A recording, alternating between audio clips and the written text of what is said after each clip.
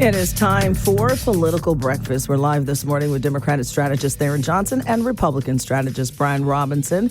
And we're going to talk about some jarring election news this week. The FBI raided Fulton County's Election Operations Center yesterday in Union City in a search for voting records tied to the 2020 election. President Donald Trump has repeatedly insisted the election was stolen, with a particular focus on ballots in Fulton County. Tharon, Brian, welcome. Good morning to you. We're talking about 2020 again. Tharon, let's begin with you. Democratic Party of Georgia Chair Charlie Bailey called Trump's governance increasingly manic. What is your response? I think that's an appropriate statement. I mean, just to really sort of set the state of play here. And I think the Fulton County commissioners and the Fulton County delegation from the State House and State Senate and others had it right. I mean, this is something that Fulton County has been dealing with for now over 5 years. The FBI raided this center in Union City, this voting center where ballots were being stored.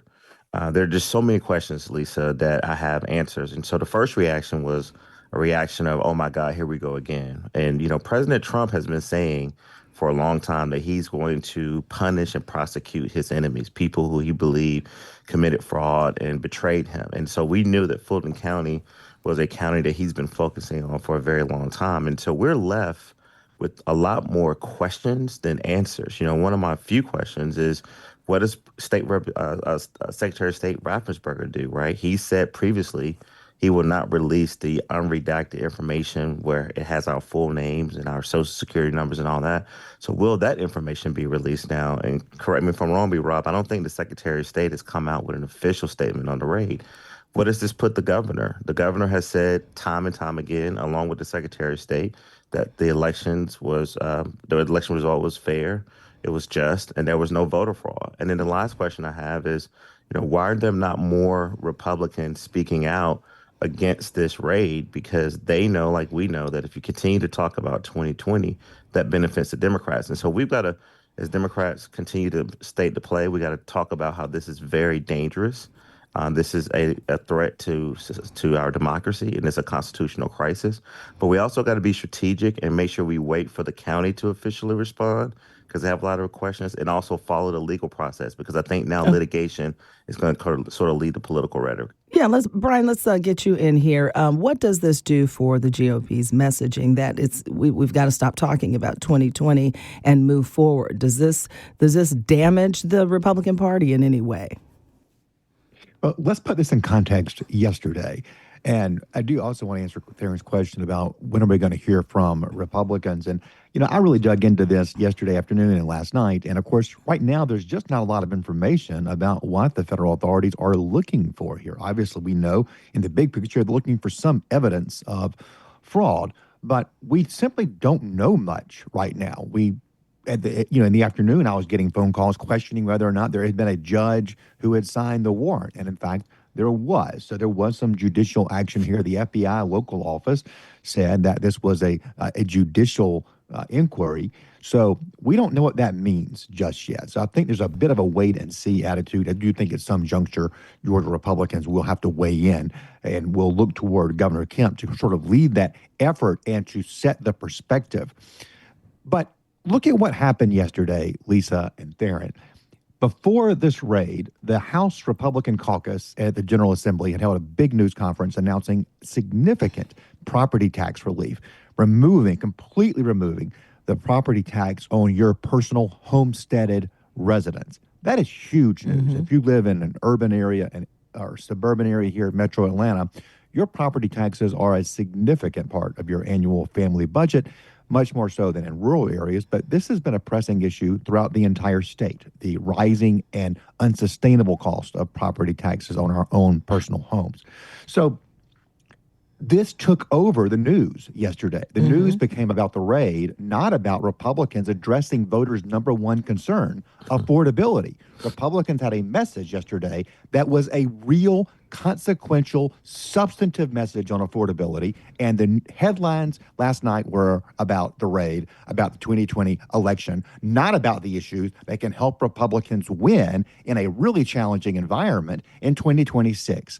So this is taking the eye off the ball. We'll wait and hold judgment on what they're trying to do. But as far as what we want to be talking about, we need to be talking about what House Republicans were talking about yesterday, not the 2020 election. Yeah. Even, expounding on that, U.S. Senator Jon Ossoff said it was a distraction from the Minnesota shooting. Any thoughts on that, Tharon? I mean, Brian has did a really good job of trying to get his party back on message. I know was down the Capitol yesterday working on that press conference, but unfortunately, B-Rob, this is the leader of your party, President Donald Trump, who is. I talked about this yesterday on Tuesday, Lisa, when we were talking about the Minnesota shooting. This is all about retribution and reckoning from this president.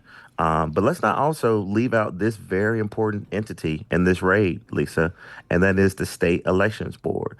The people of Georgia have been hearing from this dysfunctional state elections board that they want to do whatever they can to try to take over the Fulton County elections. A lot of people calling this warrant sort of criminal, but this raid that took place yesterday was a precursor to them trying to take over Fulton County Elections Board. And so, Lisa, we've seen the writing on the wall. The Republicans have been talking about this for 5 years, but did we really think that a president of the United States would send the FBI with all this other stuff going on in the country, going on in our state where we really need his help? He would actually deploy federal agents, by the way, 5 years after the statute of limitation, to get records, to bring up a case where there has been proven time and time again with recounts, with people looking at this 2020 election and saying there was no fraud, the election result was fair. Yeah. So this is definitely a distraction, but also I think that this president is willing to tear his own party apart in order to seek his vengeance on the people that he believes have betrayed him. Brian, what must Georgia House Republicans do now to regain the spotlight regarding this property tax proposal? Of course, on the House side, we have the property tax proposal. On the Senate side, the Senate Republicans have an income tax cut that's also very significant. And I think there's still going to be a lot of debate, a lot of attention on those issues, because those are pocketbook issues that affect every single one of us within the range of my voice of the stick of WABE. So hugely important. And I do think that will keep it front and center. This is not a flash in the pan issue.